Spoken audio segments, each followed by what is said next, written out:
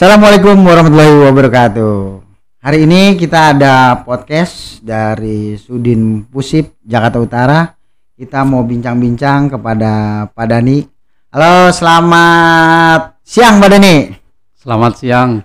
Terima kasih saya udah diundang dalam podcast kali ini. Iya. Apa kabarnya hari ini nih Pak Dhani? Alhamdulillah sehat. Ya mudah-mudahan kita semua sehat selalu. Amin. Ya rabbal alamin. Gini Pak Dhani, kita nih ngundang Pak Dhani ke sini mau bincang-bincang sama pustakawan, terutama Pak Dhani. Wah, bisa dikatakan pustakawan senior lah.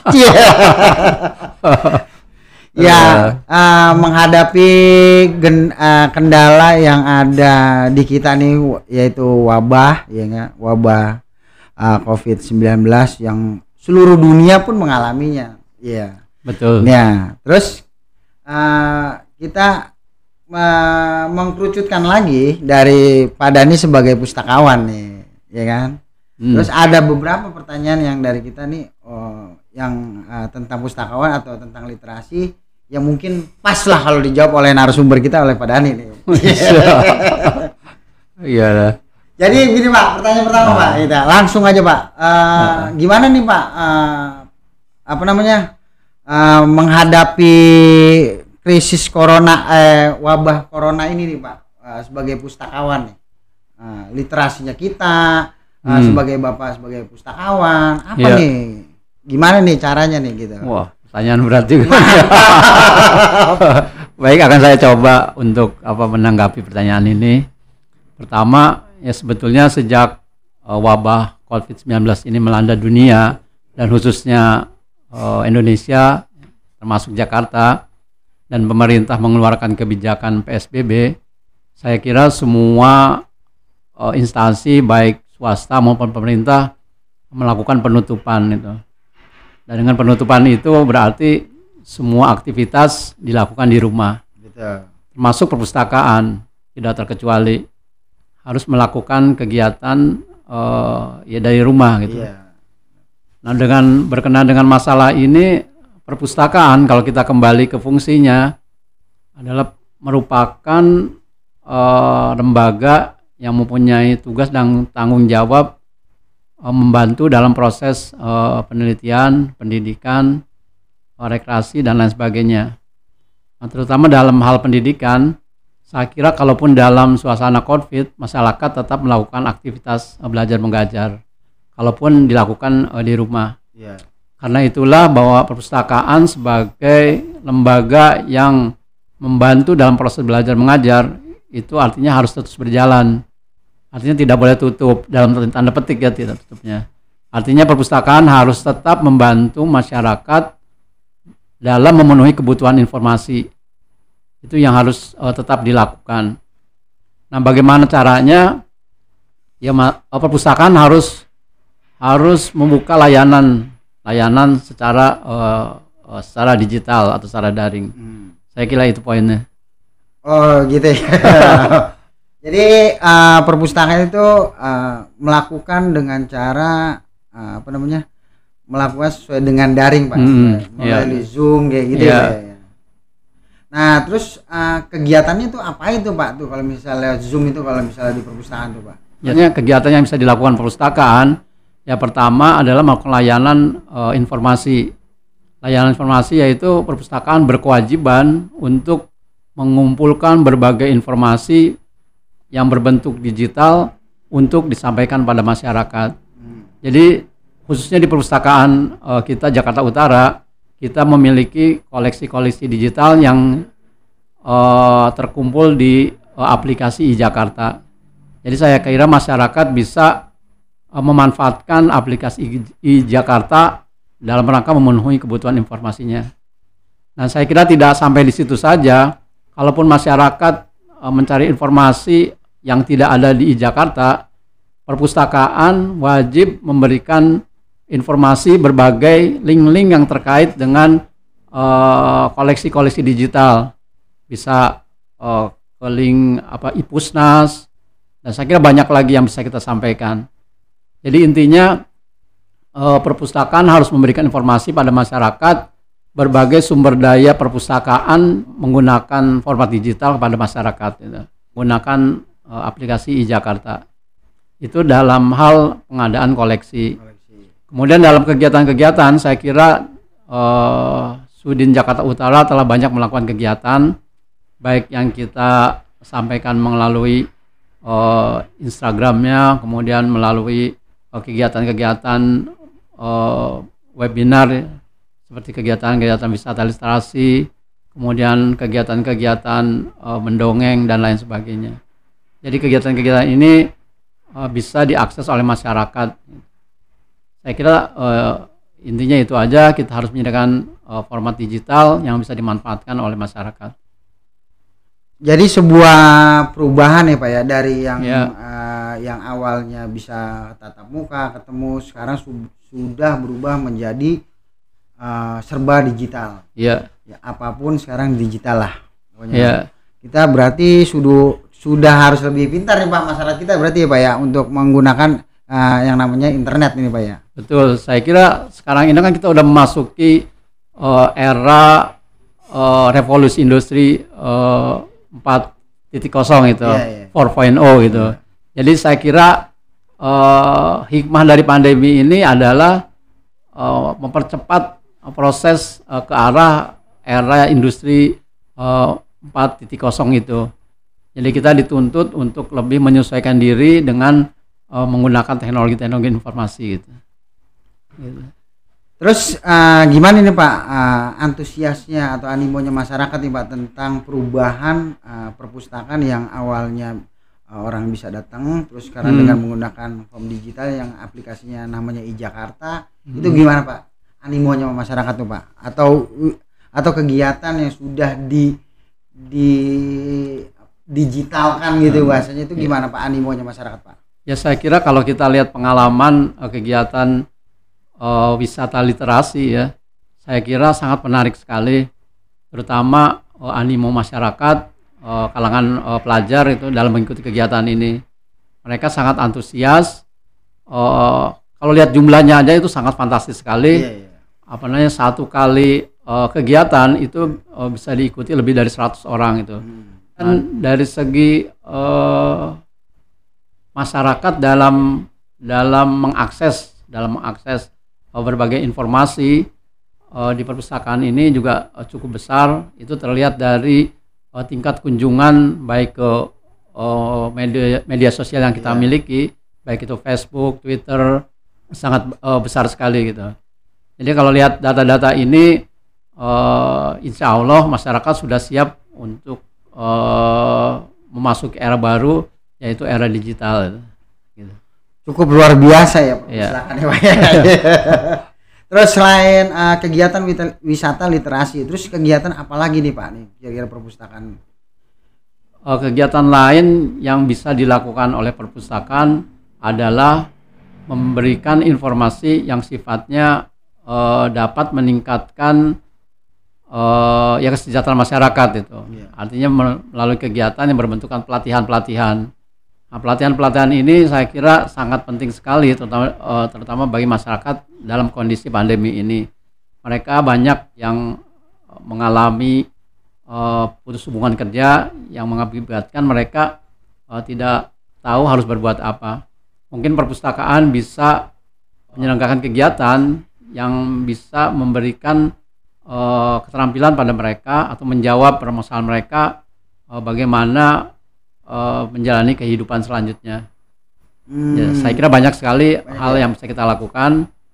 Salah satu contohnya misalkan membuat keterampilan membuat kerajinan tangan itu bisa kita lakukan secara daring gitu. Dan kita bisa ya mendatangkan berbagai narasumber yang mempunyai kompetensi di bidang satu kegiatan keterampilan itu. Terus lagi nih Pak, kan saya dengar juga ada kegiatan Ikra tuh. Nah, kalau bisa dijelasin tuh Ikra itu apa Pak? Orang lain tuh kayaknya masih belum familiar dengan kata-kata Ikra tuh. Betul. Apa tuh Pak Ikra itu Pak? Sebetulnya Ikra itu merupakan kegiatan yang diinisiasi oleh Bapak Gubernur kita. Jadi kegiatan ini merupakan kegiatan di mana ada tiga peran yang dilakukan di sini. Yang pertama adalah pemerintah dalam hal ini adalah perpustakaan, kemudian keluarga dalam hal ini adalah orang tua, dan yang ketiga adalah anak. Itu 3 peran yang diperankan dalam kegiatan IKRA. Pemerintah seperti disebutkan dalam Undang-Undang 43 mempunyai kewajiban untuk menumbuhkan minat dan kegemaran membaca. Jadi pemerintah mempunyai peran bagaimana mendorong masyarakat, khususnya anak-anak, untuk gemar membaca. Yang kedua adalah keluarga. Keluarga ini bisa orang tua, kakak, paman, bibi, dan lain sebagainya. Keluarga ini merupakan agen pendidikan terdepan yang mempunyai tanggung jawab langsung dalam menumbuhkan minat dan kegemaran membaca anak-anak. Dan yang ketiga yaitu si anaknya sendiri gitu. Nah, sebetulnya ketiga peran ini secara bersama-sama mempunyai tanggung jawab untuk proses menumbuhkan minat dan gemar membaca. Dan saya kira keluarga itu kalau ada ungkapannya, keluarga itu merupakan sekolah pertama seorang anak gitu. Jadi keluarga itu mempunyai dampak yang sangat besar dalam proses menumbuh kembangkan minat baca pada anak. Jadi siapapun orangnya, bahwa kemampuan minat baca itu sangat ditentukan oleh bagaimana keluarga membuat situasi gemar membaca bagi anak-anak gitu. Jadi pemerintah menyadari hal itu, dan Pak Anies memerintahkan untuk menyelenggarakan kegiatan yang disebut dengan IKRA ini. IKRA, ya. Jadi sebuah kegiatan dengan kolaborasi perpustakaan dengan kelurahan, dengan ibu-ibu PKK. Terus si orang tua juga mengajarkan kepada anak buat menumbuhkan minat baca sejak dini, mungkin begitu ya Pak? Iya, betul. Subhanallah itu Pak. Iya. Mudah-mudahan aja. Terus satu lagi Pak, ada lagi nih Pak. Adakah strategi khusus Pak untuk mengajak siswa ke dalam generasi Z ini memanfaatkan koleksi perpustakaan? Karena yang kita ketahui bahwa generasi Z sangat dekat dengan gadget. Iya, betul. Ya kan dengan handphone, apalagi sekarang nih semuanya serba digital, apa-apa handphone. Itu gimana tuh Pak? Ya, saya kira banyak strategi yang bisa dilakukan oleh perpustakaan untuk menarik khususnya generasi Z untuk tertarik ke perpustakaan. Nah, kalau kita lihat data yang dikeluarkan oleh suatu lembaga survei, saya tidak perlu sebutkan lembaga surveinya, bahwa hampir 37 juta orang menggunakan media sosial. Jadi saya kira keadaan ini bisa kita manfaatkan. Media sosial itu merupakan satu sarana yang sangat digemari oleh masyarakat. Nah, kita mau nggak mau, terutama perpustakaan harus memanfaatkan media sosial ini, baik itu Facebook, IG, kemudian Twitter, dan sebagainya. Nah, kita harus membuat konten-konten yang menarik, yang mereka akan kunjungi gitu. Jadi sejauh mana penggunaan medsos ini bisa bermanfaat, itu akan ditentukan oleh menarik atau tidaknya konten yang kita berikan itu, atau kita sampaikan itu. Jadi perpustakaan dituntut untuk berkreasi gitu, membuat konten-konten yang sangat menarik, tidak monoton itu, informasinya tidak itu aja gitu. Jadi saya kira di perpustakaan sudah banyak SDM-nya, terutama dari kalangan muda. Jadi kalau kalangan muda ketemu masyarakat itu sudah cocok. Jadi saya kira SDM yang ada di perpustakaan, khususnya di Sudin Utara itu sekarang ini banyak diisi oleh anak-anak muda gitu. Nah, mungkin tinggal bagaimana perpustakaan bisa merangsang berbagai ide atau berbagai kemampuan yang dimiliki oleh teman-teman di perpustakaan. Insya Allah dengan seluruh stakeholder yang ada di perpustakaan, ide-ide yang menarik yang bisa menarik para generasi Z itu akan bisa tercapai gitu. Jadi penggunaan media sosial itu merupakan kata kunci kalau keberhasilan perpustakaan menarik mereka gitu. Luar biasa berarti ya. Media sosial. PR-nya berat sekali tuh Pak. Berat. Oke Pak, nih kan kita juga punya yang namanya perpustakaan di luar selain perpustakaan daerah, maksudnya perpustakaan kita yang ada di sini ya, seperti TBM, RPetra. Itu gimana tuh Pak untuk pembinaannya ke depan, dan gimana untuk kita memajukan perpustakaan itu bisa berkembang untuk masyarakat luas, itu gimana tuh Pak? Ya, saya kira menumbuhkan minat baca masyarakat itu nggak bisa dilakukan hanya sendiri saja, hanya dilakukan oleh pemerintah. Dalam hal ini perpustakaan Sudin Jakarta Utara itu tidak bisa dilakukan sendiri. Bagaimanapun juga tanggung jawab menumbuhkan minat baca masyarakat itu adalah tanggung jawab bersama, mulai dari keluarga, masyarakat, kalangan pendidikan, dan kita perpustakaan. Nah, semua unsur ini harus bergerak bersama-sama,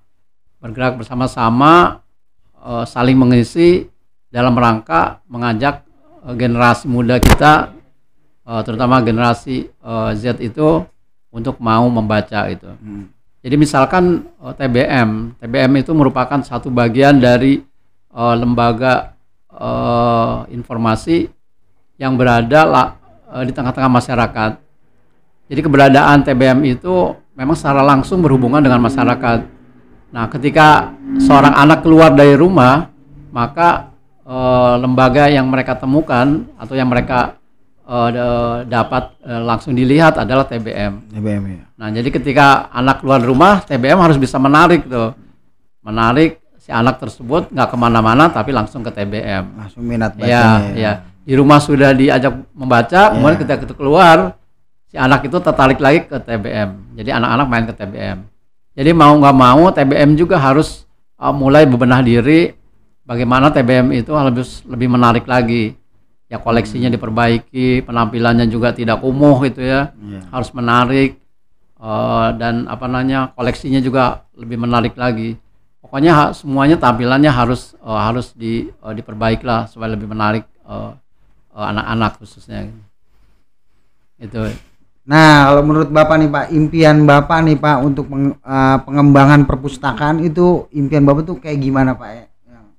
Impiannya Bapak tuh, Bapak aja nih punya imajinasi tentang perpustakaan, tentang gemar baca, itu gimana Pak?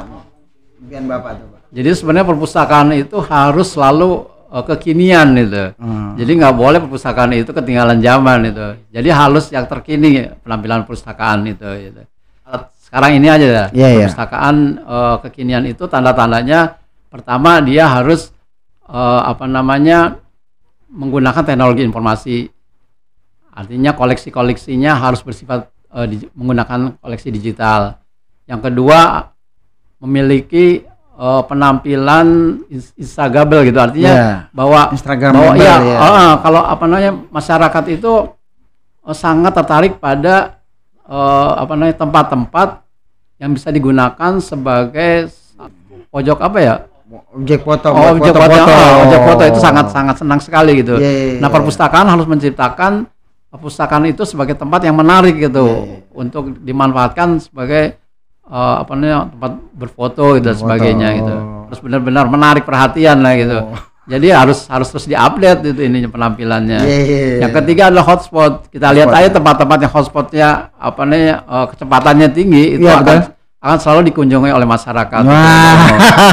Jadi kalau perpustakaan ya hotspotnya aja kadang-kadang putus lagi, itu ya jangan berharap masyarakat akan datang gitu.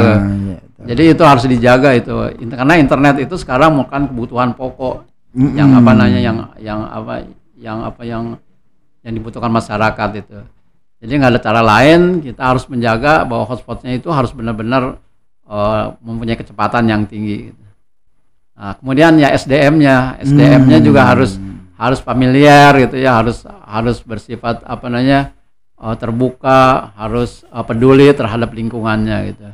Jadi ditunjang oleh teknologi informasi, SDM-nya, kemudian kualitas informasi yang disampaikan bagus, insya Allah perpustakaan akan selalu di depan gitu. Waduh, panjang sekali ya. Impiannya sangat luar biasa. Mudah-mudahan bisa didengar dan terwujud. Oke nih Pak, apa nih terakhir nih Pak? Pertanyaan terakhir. Apa yang ingin Bapak sampaikan tentang perpustakaan di masa pandemi ini Pak untuk masyarakat? Ya saya kira pertama ya kami berharap mudah-mudahan pandemi ini akan segera berakhir sehingga kita bisa beraktivitas lagi secara normal. Jadi kita bisa masuk kerja secara penuh setiap hari, kemudian masyarakat juga bisa berkunjung ke perpustakaan. Karena bagaimanapun juga mengunjungi perpustakaan secara digital atau online dan secara langsung itu sangat berbeda sekali. Bagaimanapun juga berkunjung langsung itu akan lebih menarik, akan lebih berkesan itu. Karena perpustakaan sekarang tidak beda konsepnya, karena konsep sekarang itu kan perpustakaan itu sebagai suatu lembaga sosial itunya. Artinya tidak hanya informasi tapi sebagai lembaga interaksi sosial. Jadi saya yakin kalau datang langsung ke sini mereka akan di samping mendapatkan informasi, mereka juga akan mempunyai pengalaman sosial yang lebih lagi gitu. Jadi itu harapan saya mudah-mudahan pandemi ini akan akan cepat berakhir. Ya. Jadi mereka bisa langsung berkunjung ke kita gitu. Oke, terima kasih Pak Dani. Ya sama-sama. Luar biasa, kita sudah ada kunjungan dari Pak Dani, sang pustakawan kita. Oke, buat yang di sana, terima kasih. Wassalamualaikum warahmatullahi wabarakatuh. Salam literasi.